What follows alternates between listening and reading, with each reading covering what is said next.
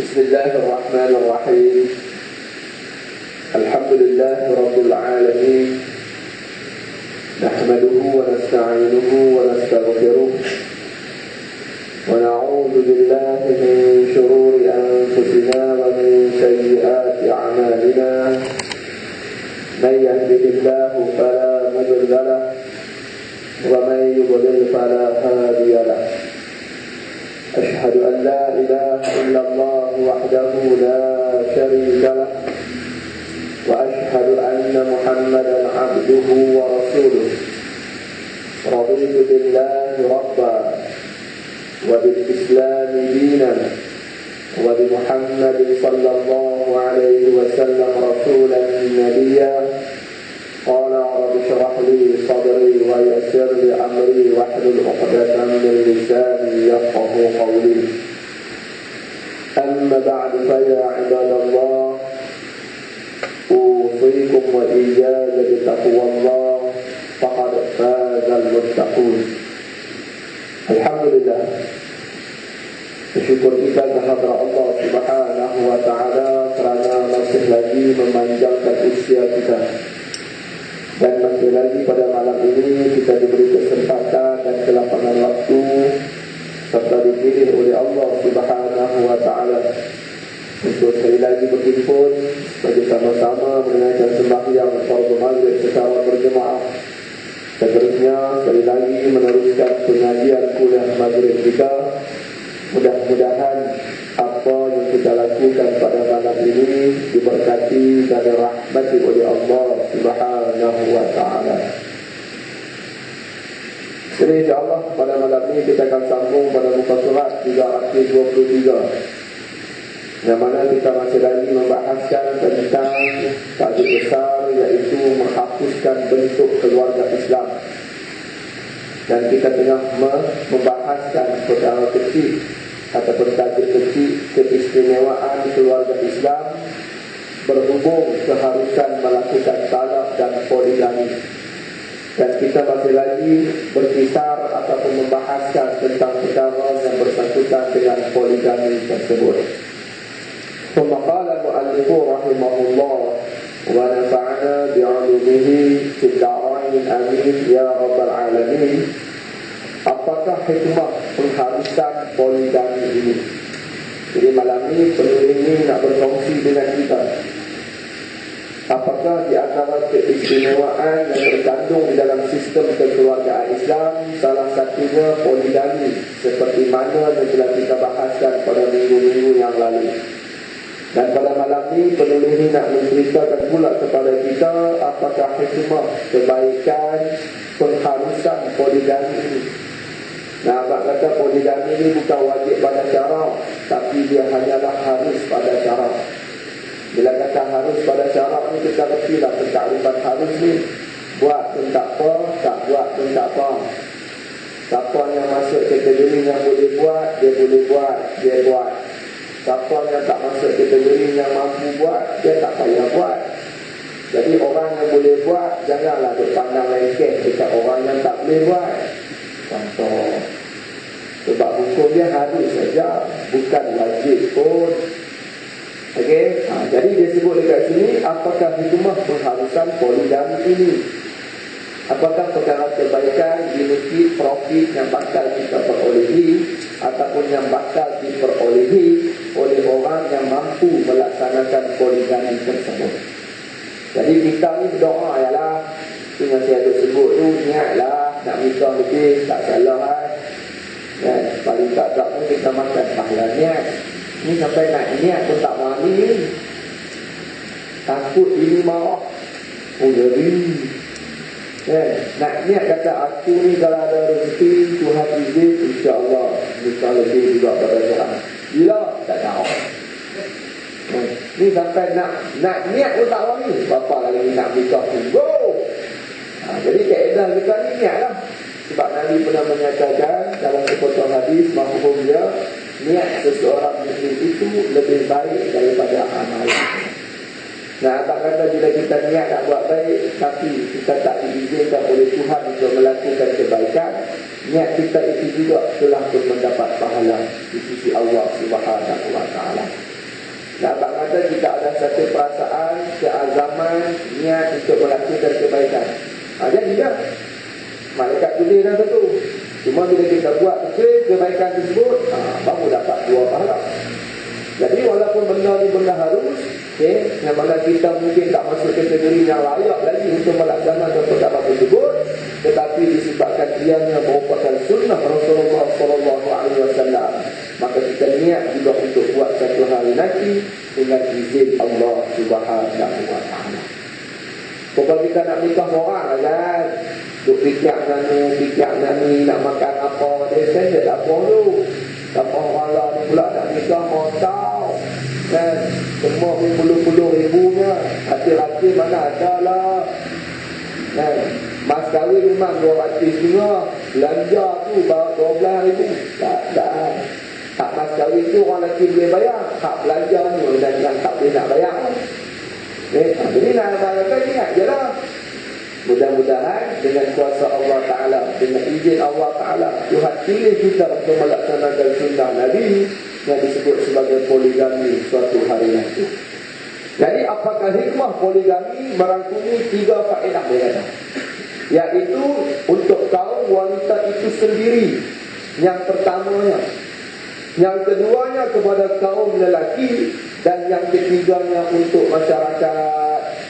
Jadi antara hikmah pengharusan di sebalik perkahwinan ataupun poligami tadi, dia ada 3 golongan yang akan mendapat manfaat, ataupun dia ada 3 perkara yang akan diperolehi apabila poligami tersebut dilaksanakan di dalam masyarakat Islam. Pertama sekali dia kata faedah itu merangkumi kaum wanita itu sendiri. Nah, nak kata bila menikah lebih ni, orang perempuan itu dapat manfaat. Bila melaksanakan poligami, kita mengamalkan sunnah Rasul berlandaskan kepada poligami tersebut, buah mula yang dapat manfaat dia orang perempuan, bukan orang lelaki. Sebab itu dia sebut dekat sini, yang mula sekali mendapat faedah adalah orang perempuan. Yang keduanya baru kepada kaum lelaki. Tapi yang kita nampak dalam masyarakat, bila menikah lebih ni, orang lelaki yang take advantage lebih. Padahal hakikatnya tak. Hakikat yang sebenar yang dapat manfaat lebih ni orang perempuan. Orang lelaki itu nombor 2, dan ketiganya untuk masyarakat, yakni kita selaku orang Islam yang berada dalam komuniti golongan-golongan yang melaksanakan poligami tersebut. Ini yang kadang-kadang orang zaman multimedia 10 koridor dia misunderstanding. Padahal hakikatnya kita dan lelaki memang betul pun. Sebab apa? Sebab orang perempuan lah yang akan dapat manfaat lebih. Sebab apa? Sebab dia ada orang yang menjaga dia. Dia ada orang yang mencari nafkah untuk dia. Dia tak payah nak kalut dia kerja lah. Tapi zaman kita tak mengarah ataupun menjurus kepada perkara tersebut. Itu yang kadang-kadang dia nampak bila berlakunya poligami, orang lelaki itu yang untung lebih. Sebab apa? Bini pakat kerja belakang. Sorry to say. Bini nombor 1 doktor, bini nombor 2 pensyarah USN, contohlah. Bini nombor 3 ni lawyer, bini nombor 4 saya multi level marketing. Jadi nak kata orang lelaki goyang ke dia, tu yang menikah lagi orang lelaki tak kerja, bini yang kerja. Selama bini jaga lagi. Walhal hakikatnya bukan macam tu. Hakikat sebenar orang perempuan punya akan dapat manfaat lebih. Sebab apa? Dia tak payah kerja. Kalau dulu waktu hujan dia kalau kerja, bila menikah, lelaki nak belayar, anak kalau kerja perempuan. Contoh. Tapi dia kata siapa nak bayar dia reka pesona dia. Artinya dia langgap dia kerja juga tu. Jadi nak abang kata jika keadaan yang kita tidak faham yang dinyatakan oleh penulis kitab ini kepada kita. Yang pertama sekali akan mendapat manfaat adalah orang perempuan, keduanya baru kita selaku orang lelaki, dan yang ketiganya masyarakat Islam itu secara keseluruhannya. Kita tengok satu persatu. Di antara faedah yang kembali kepada kaum wanita ialah kebiasaannya kaum wanita lebih banyak bilangannya dari kaum lelaki. Ini perkara yang kita semua pakai hati. Sama-sama kita lagi satu nisbah berapa pun saya tak ingat. Kita kena pergi tengok balik lah buat kajian satu nisbah berapa orang tau. Seorang lelaki sama dengan 10 orang perempuan yang malam. Kan lebih. Nah, abang kata bilangan orang perempuan lebih banyak daripada orang lelaki, especially di akhir zaman, macam zaman kita lah ni. Satu nisbah 26, 36, mantap. Satu orang lelaki sama dengan nisbah 36 orang perempuan. Macam mana dia tak berburu? Macam goreng pisang lah orang lelaki. Tapi tengok juga lah lelaki ni apa nak kena berburu. Orang perempuan tu kata sampak agak-agak nak berburu pun. Jadi nak abang kata nisbah dia sekarang satu nisbah 36 kata Syekh Hikam. Alright. Jadi kebiasaan dia orang perempuan lebih banyak daripada orang lelaki. Jika poligami dihalang, sudah pasti akan memudaratkan kaum wanita yang tidak mempunyai suami untuk melindunginya. Nampak? Bila poligami tidak dilaksanakan, bagaimana dengan wanita-wanita yang tidak ada pelindung yang melindunginya? Siapa dia? Suami dia. Artinya orang perempuan kena fikir, ni benda ni dia usul dekat orang perempuan lah, supaya orang perempuan tu dia boleh berfikir. Dia kata, tak usah lah ustaz, kami fikir lama dah. Nampak ni ustaz ni. Ustaz balik kau tim bini ustaz dulu lah. Dia kata, nak sembah apa macam ni. Ustaz pun bini seorang ya. Tak. Itu yang kita buka soalan. Sebab apa? Tak padan. Sebab yang mengajak pun bini seorang. Kalau kita bini pun dua juga, semangat dan sikit je lah. So kita berdiri seorang, kita baca macam pesta lah. Jadi nak abang kata disebut terang-terang dekat sini, jika poligami dihalang, sudah pasti akan memudaratkan kaum wanita yang tidak mempunyai suami untuk melindunginya. Nak abang kata orang perempuan ni duduk dalam keadaan mudarat. Sebab apa? Tak ada tempat dia nak mengadu, tak ada tempat dia nak gantung. Tapi orang perempuan zaman multimedia psikologi ni kadang-kadang dia lebih suka hidup keseorangan ataupun bersendirian. Atau yang dia cari anak angkat sana, anak angkat sini. Sebab apa? Sebab dia takut untuk berkahwin disebabkan gejala sosial masyarakat yang dilihat oleh dia sahabat. Dengan kes penderaannya, dengan kes pengenangannya, dengan kes macam-macam kes lah. Lepas tu kes poligami pula yang ada dekat mata dia, semua kes poligami yang tak berjaya punya. Nak dapat kes poligami yang berjaya ni 1 in a million. Tak yang betul-betul macam dalam gambar, dalam TV semua tu berlakon. Berlakon memang boleh. Nikah puluh pun boleh nak berlakon ni. Hakikat dia tu tak seperti yang kami tengok. Indah kabar dari rupa bunyi. Bunyi tu macam syok je. Indah kabar dari rupa. Hakikat dia orang yang menikah dia tahu. Orang tak menikah tak tahu. Itu kita tak menikah kita nak cerita dia. Itu kaedah saya dah sebut dah sebelum ni kan. Orang yang nak cerita buat poligami ni, dia dulu buat benda tu. Baru dia boleh cerita. Sebab dia dah melalui dan merasai. Tak nak cerita. Orang dia kata, aku dah nikah 3 dah. Aku dah nikah 4 dah. Aku tahu dah asam garam apa semua ni tu kena cerita kat tu. Baru tak. Tapi kita ni tak ada pengalaman. Kita boleh baca dalam teori.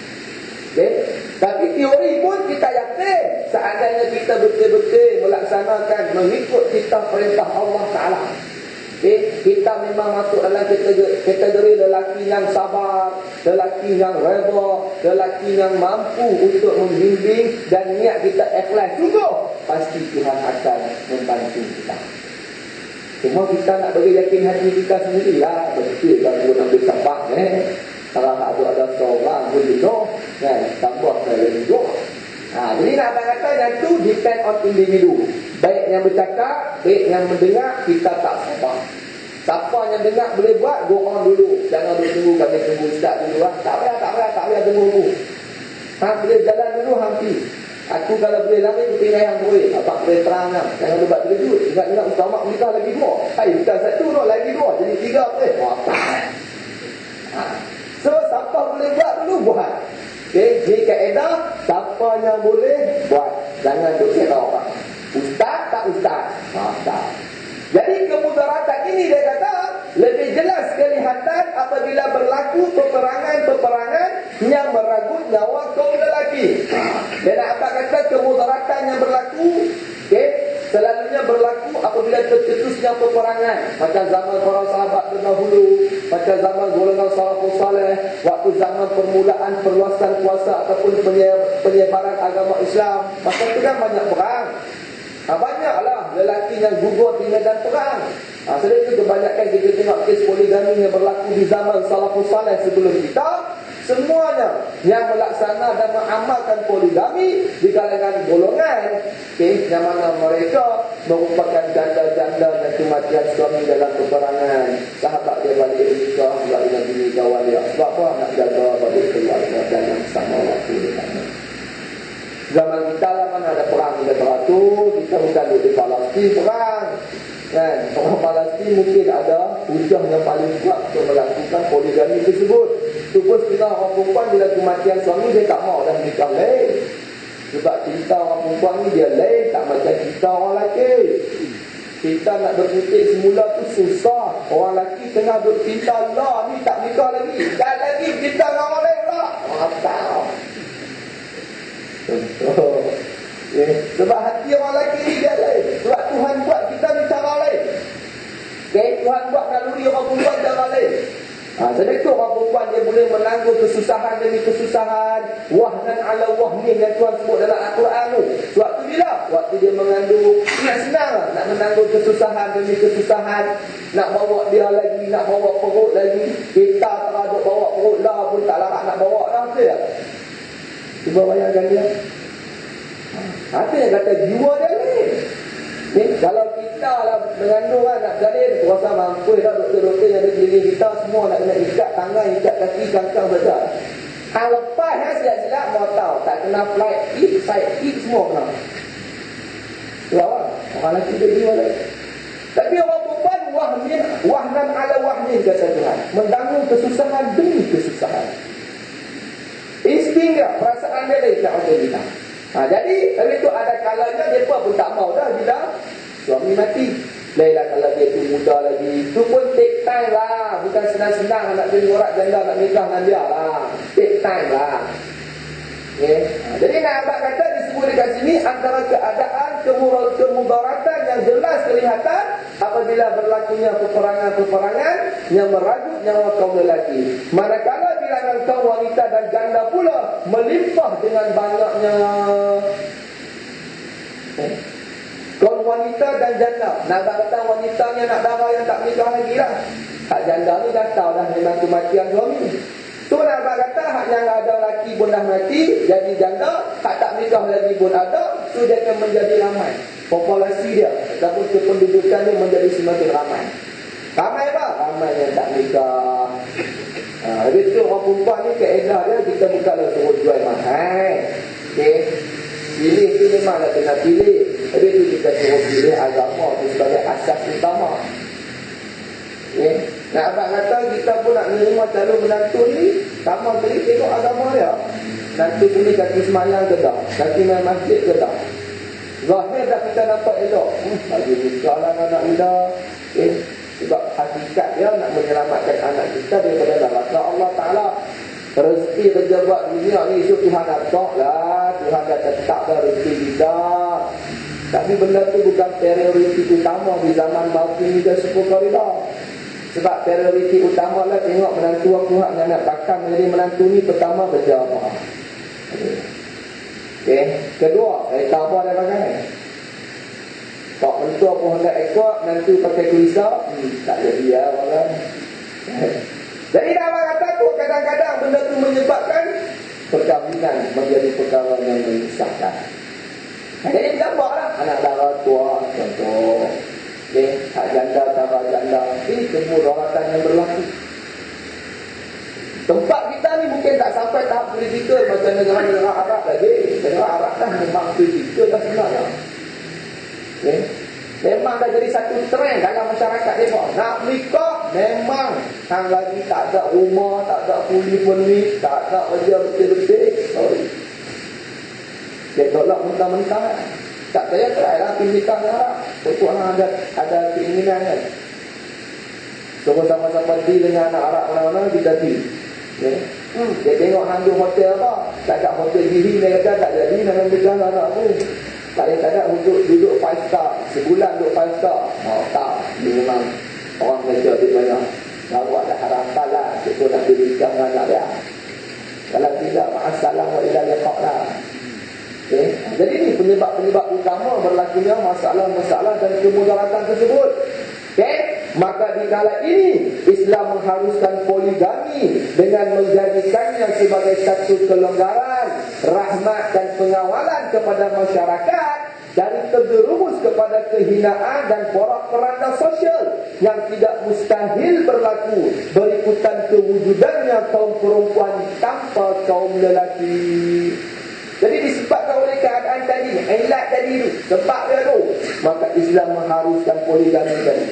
Tidak ada benda lain, tidak lain dan tidak bukan, yang mana ianya sebagai satu kelonggaran. Nabi kata boleh, kalau nak nikah ni, bukan cakap seorang, boleh nikah sampai 4 orang. Itu dia bagi kelonggaran dalam agama Islam. Rahmat benda ni. Okay. Cuma kita nak merasai dan menjiwai itu ya, take time. Gaji memang boleh gaji, buat boleh gaji ni. Kan, hak ngajak memang boleh ngajaknya, tapi nak buat tu. Okay. Sebab dia memerlukan kepada keyakinan. Kita dah nikah seorang, kita dah tahu macam mana alam rumah tangga tu betul ya. Lah baru duk establish sikit ni. Dulu pun duk berangkat dengan bini kita. Lah dia boleh berlari sikit lah. Tak nak tambah pula satu lagi. Hei, tak. Nak kembali berangkat lagi bini kita. Dia kata, bos tu dia malah siap dah lagi. Jadi nak kata benda ni merupakan satu kelonggaran. Okay? Begitu juga rahmat daripada Allah Subhanahu Wa Taala dan pengawalan kepada masyarakat kita dari terjerumus kepada kehinaan dan porak-poranda sosial. Tak hina apanya, nikah tak mau tapi ada markah kekasih gelap tu. Kalau tak ada dating saja gagah lagi kita. Ni duk pergi jumpa sana, jumpa sana. Sebab dia mula pada dating tu yang dia pergi jumpa dekat kelab ni, hotel ni, tengok apa-apa wayang sana, wayang sini. Padahal dia duduk rumah. Ini benda yang berlaku dalam masyarakat kita. Kehinaan.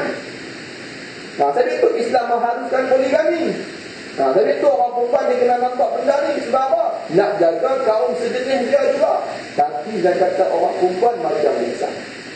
Jadi itu orang perempuan yang boleh terima poligami ni, dia seumpama gagak putih di celah-celah gagak yang hitam. Faham? Sudah lah. Nak dapat barang ni bukan senang. Tambah pula dia memang tak ada apa-apa problem, tak ada apa-apa masalah. Lainlah kalau dia tak boleh beranak ke, dia sakit ke, ada segi modal. Dia kita nak tumpang tui lelaki tu boleh lah.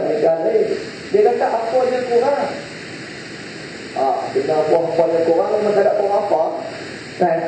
Melainkan kita cuma nak menyatakan abang nak itibak sunnah Nabi ialah ni, dia kata tiga hak lagi, hak ni last sekali. Anak kata apa? Dia kata banyak lagi sunnah Nabi yang abang boleh buat kan. Jangkut pun tak pernah nak kebetul jangkut dulu dia kata. Jangkut hak benda pering ni tak payah duk kalang kabut saja kepala. Sejak benda-benda teruk dia kata. Dia kebetul dulu. Lepas tu hak yang ni buku dalam teori yang paling last. Dah settle semua benda ni. Settle pak nak nikah lagi kan. Kenapa tu? Nak layak dia. Ni bangkit tahajud pun tak larat, orang gerak bergejut pun tak bangkit, tak ikut sunnah Nabi. Bangkit dah tahajud dia kata, Nabi tahajud sampai bengkak kaki-kaki tau. Apa kenapa tu nak tahu? Dia kata, Ustaz, macam cerita pengalaman lah. Tu memanglah nak create suasana tu, tak boleh mati dah. Kalau ada cerita, kan boleh tau. Kan, Nabi waktu maghrib tu lah. Dia prime time memang tu. Jadi nak abang kata, dia kata banyak lagi. Kalau takat ni nak itibak sunnah, dia kata berapa air. Inilah sebenarnya yang berlaku dalam masyarakat kita. Jadi saya kata tadi, dia anugerah daripada Allah Ta'ala, gifted daripada Tuhan. Jadi bila kita boleh melaksanakan benda ni, bersyukur kepada Tuhan. Jangan duk bertanya dada, aku bini 3 lah, hampa tu orang tu ya. Nampak tak kot, nak tangguh tim mana. Nak nampak syok kat dunia, akhirat kata nak tangguh dia tu mana. Jadi nak abang kata ni, benda yang disebut dekat sini. Sebab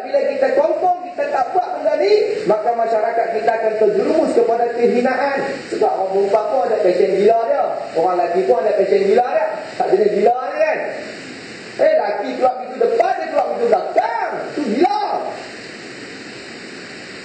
Tak passion gila ni. Macam kita dah tengok dalam cerita, macam kita dah baca dalam sahabat. Jadi nak abang kata, dia terjerumus kepada kehinaan tersebut. Dan berlakunya porak-poranda sosial yang tidak mustahil berlaku berikutan kewujudan kaum perempuan tanpa populasi. Itu yang berlakunya masalah pancake, berlakunya masalah lesbian. Sebab orang lelaki tak ada. Tak pun dia pernah dikecewakan oleh orang lelaki. Tiba-tiba datang pancake mana, datang orang perempuan mana mengambil berat tentang diri dia. Yang terjadi dalam masyarakat anak-anak muda kita lah disebabkan benarnya dia tak percaya dah dekat orang lelaki. Dia lebih mempercayai kaum wanita yang selama jenis dengan dia. Satu yang pancake, geng-geng pancake ni hak budak lelaki, hak budak perempuan tu pun jadi macam budak lelaki lah dia. Dengan pakai selok rondeh dia, dengan rambut pendek ni budak rambut aku lagi. Dia pun belagak nak jadi macam orang lelaki, padahal dia perempuan. Dia yang duk jaga budak perempuan yang ni. Lalu jadi dalam masalah sosial dalam masyarakat kita lah ni. Sebab apa? Salah satu dia berpunca antaranya tidak berlakunya poligami tersebut. Cuba berlakunya poligami. Kita pakai boleh nikah dengan lima. Jadi berapa orang ni? 3 kali tu. Kali 4 tu hanya duduk dalam masjid ni. Tak tahu dah sisi duduk. Semua budak nikah 4. Kali balik tak tahu nama putih ni tak. Kali balik tak tahu. Tapi semua pakai buat seorang. Aku bawa balik seorang ni, tak ada apa.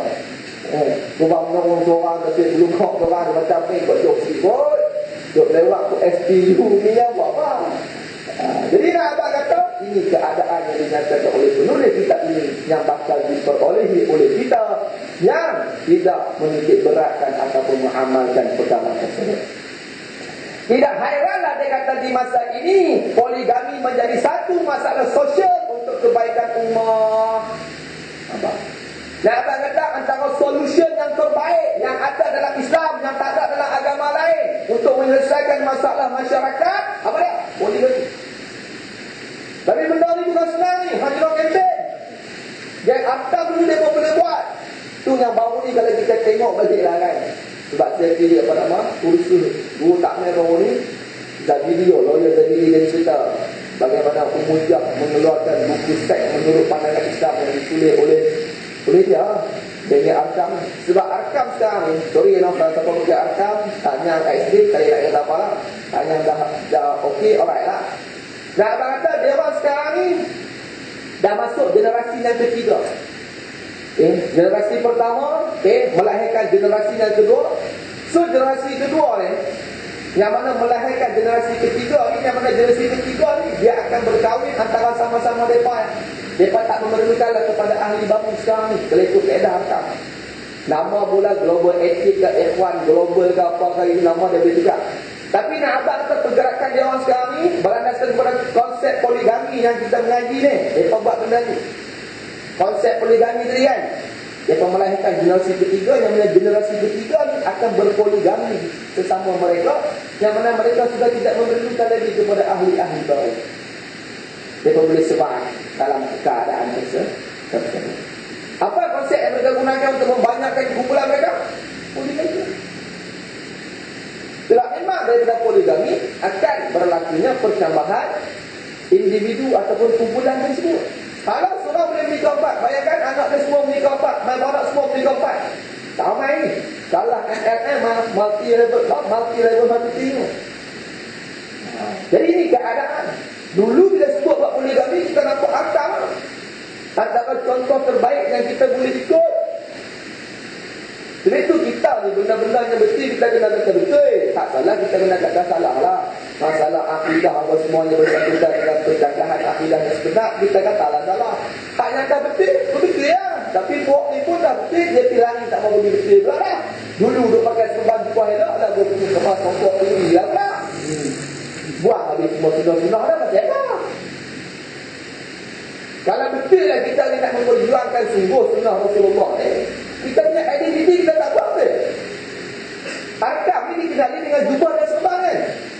Orang perempuan dia pakai niqab. Dia apalah semua songkok dia. Kok polisi pun tak tahu. Okay. Sebab tu baju batik tu boleh buat. Tu kalau nak kena akam sah. Okay. Apa salahnya hang kekal identiti jubah dan serban? Bukan salah betul. Benda tu tak salah. Yang salah masalah akidah, masalah aurat Muhammadiyah, apa semua hanya jati kata salah. Itu salah. Ini hak betul. Kekalkanlah sebagai imej kami. Kami dah bertaubat. Tapi ini bila kita sebut masalah ajaran-ajaran sesat, masalah-masalah yang berkaitan dengan ketaasuban dan yang sama waktu dengannya, maka inilah keadaan yang berlaku. Jadi itu kalau niat kita betul nak memperjuangkan agama Allah Ta'ala, kita akan istiqamah di atas perkara yang kita nak. Ini ditukar kita punya identiti buat apa? Oh iya. Ini keadaan. Alright. Jadi mereka ni dulu memang kita pergi melaksanakan konsep poligami. Itu pun mereka kata lah, kita sembang ambil berkata semua ada lah. Dia juga ambil kita, dia kata memang lah. Macam yang sebut tadi lah, kita sabar dari rumah. Tapi dia tak cerita hai apa nama dalam kainnya dekat orang. Masalah cemburu itu memang ada. Okay? Cuma kita lah orang lelaki ni yang memain peranan yang penting untuk menyelesaikan masalah tadi. Tapi at least dia boleh buat benda tu. Dan dia berjaya mewujudkan satu rule model yang baik pada permulaan.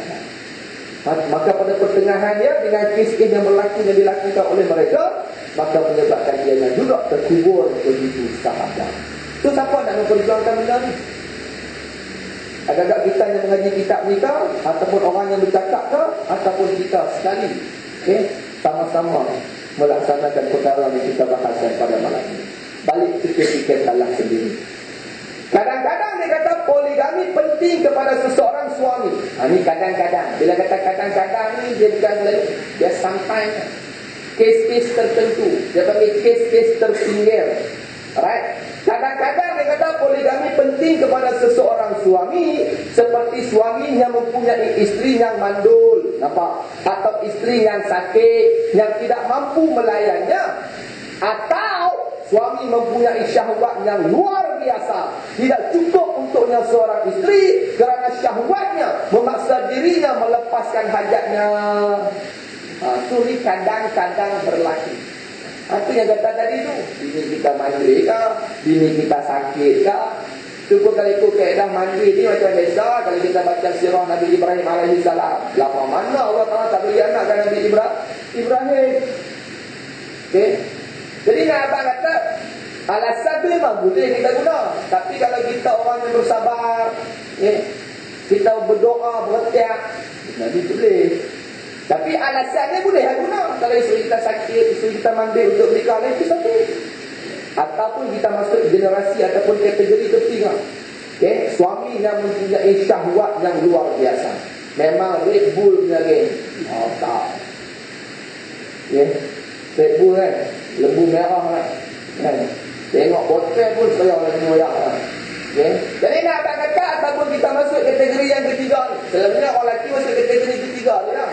Bini tak sakit, bini tak mandi, tapi dia tu 2.4 turbo. Tiga kecil dia sebut 2.4. Jadi nak abang kata dia masuk kategori lelaki yang mana syahwatnya hebat, yang mana seorang isteri tak mampu untuk melayan dia, yang mana dia memerlukan kepada isteri-isteri lain untuk melayan kehendak syahwatnya. Sebab ada orang dia macam ni. Ya Allah Ta'ala nak bagi ni anak heran apa? Benda ni bukan satu perkara yang tak elok seandainya dilakukan mengikut saluran yang betul. Apa kenapa? Okay. Nah, apa kata keedah dalam wudu? Itu kita pernah dengar, yang mana kita mengaji, yang mana Sayyidina Ali pernah bertanya kepada Rasulullah tentang masalah air mazi. Yang mana Sayyidina Ali dikenali sebagai rajulun mazza, maksud kata lelaki yang senantiasa keluar air mazi. Yang mana air mazi ni keedah dia keluar sebab apa? Sebab syahwat. Okey. Jadi keedah hukum air mazi ni kotor, najis, dah gotok dia najis. Dia kena pergi basuh, lepas tu baru boleh sembahyang. Artinya apa 20 tongkat Ali tu. Ingat saja apa nama tongkat Ali. Ingat saja orang panggil katil Fatimah. Jadi nak abang kata ni antara perkara-perkara yang Allah Ta'ala bagi dekat siapa yang Tuhan nak bagi. Okay. Jadi bila benda ni diuruskan mengikut saluran yang betul, dia tak jadi satu kesalahan. Memang dia jenis 2.4 turbo. Awak boleh pergi bini seorang, kena bini kira, dia nak melewat orang. Sebab dia tahu ni. Dan bini dia pun memang faham. Pantang tersentuh, jalan. Pantang tersentuh, jalan. Tahu nanti yang nak kata apa dia. Sebab orang lelaki jenis ni memang ada. Cuma mungkin kita tak jumpa, tak punduk dalam ni, semua buat muka bodoh. Dia ustaz ni macam tahu aku ni. Ya. Dia bodoh dia. Mana kita dah tahu. Jadi orang lagu ni masuk kategori yang harus berpoligami. Dan bini dia memang kena mengaku. I'm surrender. Okay, you better choose the other one. Bila nikah dengan orang lagi, main ni nombor 2 pun surrender. Nikah dengan orang lagi. Sebab nafsu manusia, okay, Allah Ta'ala bagi tak sama. Jadi kita jangan nampak benda ni satu benda yang hina, satu benda yang kotor. Walhanya agama Islam merupakan agama yang menjaga setiap tingkah laku dan perilaku masyarakat ataupun umat ini. Mana ada agama yang cerita sampai nak setubuh pun macam doa, apabila mengaji kok nak kaji agama lain ke, nak kaji apa nama pahaman lain ke, kita cari yang tak pernah mendetailkan tingkah laku, tabiat, hakikat manusia seperti mana Islam. Tidak kaji kalau tak percaya. Islam adalah satu-satunya agama yang mendetailkan perilaku manusia, sehingga nak setubuh dengan bini pun ada doa dia, ada syarat dia, ada cara dia, ada kaedah dia. Ini agama yang datang daripada Allah Ta'ala. Tadi tu benda ni dia sebut dekat kita. Tadi tu kita mengaji fiqh, benda-benda ni akan keluar. Tadi tu kaedah fiqh ni dia bismillah Masya Allah. Jadi nak sebut kata ini merupakan perkara yang bukan satu perkara yang bodoh seandainya kita menggunakan saluran yang sebenar. Sebab Islam ada kaedah penyelesaiannya. Cuma kita ialah punya orang takut nak nikah lebih, takut orang kata kuat sangat, takut orang kata gatai lebih. Dan ini tu pula bila lelaki sebut macam biasa bohong lah, gatai muncullah kat dia tu habaq kat kita. Cuba dia pergi gatai, seorang-seorang dia belah tonglah, pergi gatai, seorang-seorang dia belah hanya balik main hang mutarak dah urut. Ini benda-benda yang kita kena fikirkan bersama, okay? Sebab kita faham tak poligami. Hampa kena faham perbahasan yang duduk kita malam ni, okay? Dan itu benda ni kena open-minded. Jangan buat-minded. Sebab kita orang yang beragama, kita yakin dengan penyelesaian yang ada dalam agama kita. Okay? Tapi itu kaedah Islam ni, apa saja masalah yang kita hadapi, kembalilah kepada agama kita. Pasti kita akan menjumpai penyelesaiannya. Tapi bila kita tak kembali kepada Islam, itu yang kita buat penyelesaian mengikut perkara yang tak sepatutnya berlaku dan bercanggah pula dengan agama. Maka di semua keadaan ini, poligami penting dilakukan. Jika tidak, sudah pasti suami yang terlibat akan terjerumus kepada yang haram, iaitu zina. Nampak kalau lelaki yang passion kuat nafsu ni, okay, yang disebut sebagai kerbau balak lah, lembu apalah kan. So passion lagu ni dia memang kena beri poligami. Kalau tak lagi, tu dia habaq terang-terang. Okay, suami yang terlibat akan terjerumus kepada yang haram, iaitu zina. Sedangkan zina merupakan seburuk-buruk jalan. Okay, fahisyah wasa asabila, perkara kotor, perkara jahat dan seburuk-buruk jalan. Buat apa nak berzina? Kahwinlah betul-betul, kahwinlah elok-elok.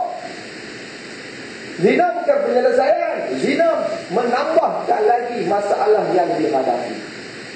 Sebab itu orang lelaki kena ingat benda ni. Kalau kita masuk kategori ni, duk kautin bini tak lepas-lepas ni, kena ingat, zina bukan penyelesaian. Sebab zaman kita lah nak berzina senang saja. Apa ingat nak berzina susah. Kalau handphone pun boleh zina. Kalau handphone tu nak cari apa semua ada. Lah orang booking pelacur online je. Ustaz pun tahu. Orang tahu. Zaman lah semua maklumat di hujung jari, benda baik hujung jari, benda jahat hujung jari, ikut kita lah. Kau tak mahu lah. Sebab itu, kalau kita masuk kategori tersebut, kita kena berlapang dada, berbincang secara betul-betul, berbincang elok-elok. Supaya apa? Supaya kita jauh daripada perzinaan tersebut. Yang paling kita takut, bila kita dah masuk kategori tua, kita masih terjerumus dengan perzinahan. Antara golongan yang masuk neraka bighairi hisab, orang tua yang berzina. Wal'iyadzubillah. Jangan buat macam tu. Okay. Masalah nafsu ni dia bukan beratur pula ya. Tambah orang lelaki pula dia learn. Atas pada pusat memang 60, bawah pada pusat 25, 24, 17. Tu artinya dengan kopi janda ke tau? Tahu. Pantang pergi kedai kopi, kopi janda, kopi larat, kopi kuat, kopi tongkat ali, kopi tongkat maklimahan. Kita macam kopi lah. Okay. Sebenarnya dunia dua tongkat sana, tongkat sini ni mau jaga-jaga. Okay. Main dengan orang perempuan ni sebangsa pun tak sebelah dulu lah. Ni benda yang hampa kena erti. Baik yang cakap, baik yang mendengar, kita serupa. Perjuangan kita sama. Menjauhkan diri kita daripada lembah zina tersebut. Ni benda kita kena ingat. Tadi tu Ustaz apa nama? Ustaz Zakaria Ahmad. Dia kata kami mati-mati oi. Okay. Hak lain boleh jaga, tapi bab mata tengok orang zina ni kadang-kadang tak mau bayar. Dia tahu. Yes. Pandangkan mata pun bola sekali dia. Dia main dengan pakai jubah ketat, dia lagi kotak. Cuma dia pakai jubah. Kan? Pakai jubah dah tapi ketat. Mesti pakai jubah ketat macam semua orang kau. Orang pakai jubah ni macam aku ni saya kita kan. Ini rendia kau tak nampak bentuk badan, kau jubah pakai jubah lain. Tu tak kenal lagi kain melekat kat badan dia, mau ketat. Aku tak boleh hurai mau tak pergi lah. Kan? Nak hurai boleh, tapi tak padan. Jadi nak kata dia buah bola mata yang tengok. Dan itu dia bola. Kan? Paling tak ada tangan nombor telefon, tu kira buah bola. Kan? Nombor telefon lah. Kan? Dia mula lah, koni kan, dia kan. Jadi nak kata ni, perzinahan. Kan yang kita minta simpang. Okay? Especially bila kita berumur. Begitu juga akan terjerumus kepada pergaulan bebas dan lain-lain bentuk hubungan yang wujud di Eropah hasil pengharaman poligami. Nah, tak kata bila kita orang Islam pun tak melaksanakan poligami, kita akan jadi seperti mana masyarakat Eropah. Berlakunya perzinaan, pergaulan bebas dan lain-lain lagi bentuk hubungan. Itu yang kata fair. Tapi fair. Yang kata fair ni hubungan orang lelaki dan perempuan sehingga berlakunya perzinaan. Itu fair. Yang ada sebut skandal semua ni, geng-geng yang dah melakukan perzinaan lah ni. Okay. Jadi nak kata di Eropah benda ni biasa. Bukan kata Eropah tempat kita pun biasa. Siapa kata apa nama tak biasa? Cuma kita yang tak ada tempat yang biasa tersebut. Sebab tempat kita luar biasa. Sebab tempat kita bukan tempat lagi perempuan. Ni pergi kerja tempat tempat lagi perempuan. Selalunya dulu ni satu ketika dulu orang nampak kilang kan. I'm sorry to say. Dulu kata nama kilang, bismillah masya-Allah kan. Kalau dia kilang arti ya, driver kilang tu dilimpat. Tu driver kilang, driver bank kilang limpat. Berebut berkeli, perempuan dengan perempuan nak driver. Motor. Dulu aku sekolah jangkang dulu ni, tahun 92, 93, Tok Padang Cina tu, dia patah larang nak hambat. Driver itu, anak Melayu kita. Balik kita, maka aku berhenti dekat apa nama ladang, apa nama hutan, apa hutan tak. Buat apa? Nyata. I'm sorry to say. Sebab apa? Environment dia begitu. Ni benda-benda yang berlaku dalam masyarakat kita. Jadi tu dulu sebut bosnya bohjan nampak macam black dah, nampak black. Tak nak black kan? Lah tak nak siapa heran. Bosnya bohjan semua mana juga ada istilah tu dia. Sebab apa? Benda tu jadi ini dalam masyarakat. Cuma atas kita ya, mau dengan sama. Ini keadaan yang berlaku di Eropah disebabkan apa? Tak melaksanakan atau lari daripada poligami tersebut. Ini dia keistimewaan keluarga Islam sebagaimana yang dikehendaki Allah Subhanahu wa taala. Tetapi musuh-musuh Islam cuba mencabut keistimewaan ini dan menutupinya dengan celupan barat. Jadi itu di barat, nikah lebih itu kira dosa, nikah lebih itu kira jahat, nikah lebih itu salah. Tapi kalau fair, kalau zina tak salah. Tak ada benda tu tak jadi kesalahan atau kita panggil benda tu biasa. Melainkan kalau hang kena tangkap lah. Tak pun kalau hang berbohong, banyak mana kita tengok di US kan, tentera-tentera, kepala tentera dan komando-komando dia yang country disebabkan kes fair ni. Okay. Begitu juga dia punya presiden, ada juga 2-3 orang yang kena sangkut kes pen. Tapi dia cakap benar. Yalah. Tidak dia tipu. Dia dipandang hina sebab apa? Sebab tipu. Padahal dipandang hina sebab melakukan perbuatan zina tersebut. Kalau mengikut agama kita. Itu yang benda tu kita duduk terbalik, duduk ikut main kat sampai depan kita. Itu yang bagi kita benda tu walaupun dia ni pernah melakukan perzinahan dengan budak bawah umur. Bohong juga. Angkat juga. Padahal bapak kaprah ni.